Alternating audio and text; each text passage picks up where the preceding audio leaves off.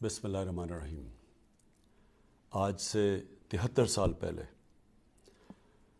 27 अक्टूबर 1947 एक ऐसा दिन था जब हिंदुस्तान ने कश्मीर के ऊपर कब्ज़ा किया और जो कश्मीरियों का हक़ था कि उन्होंने फ़ैसला करना था अपने मुस्तक़बिल के ऊपर, जिसको राइट ऑफ सेल्फ डिटर्मिनेशन कहते हैं, वो उनसे हक़ ले लिया गया। और ये दुख भरी दास्तान चलती रही 5 अगस्त 2019 तक। 2019 5 अगस्त को एक नई जुल्म की दास्तान शुरू हो गई, और वो ये थी कि हिंदुस्तान ने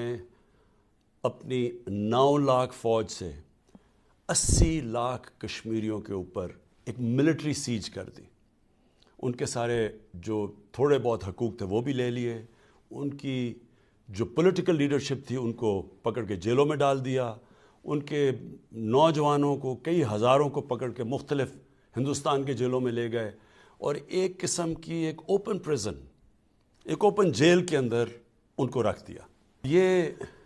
एक ऐसा बदकिस्मत वक्त है कश्मीरियों के लिए कि वो ना तो हिंदुस्तान के शहरी हैं, ना वो उनको अपना जो यूनाइटेड नेशंस ने, सिक्योरिटी काउंसिल यूनाइटेड नेशंस ने इनको राइट दिया था सेल्फ डिटर्मिनेशन, यानी कि ये अपनी वोट के ज़रिए फ़ैसला कर सकते थे कि ये पाकिस्तान या हिंदुस्तान का हिस्सा बनना चाहते हैं। ये जो राइट ऑफ सेल्फ डिटर्मिनेशन है, ये जब तक कश्मीरी कौम को नहीं मिलेगा, मैं आपको यकीन दिलाता हूँ कि मैं मुसलसल इनके लिए जद्दोजहद करूँगा, इंटरनेशनली करूँगा, लोकली करूँगा,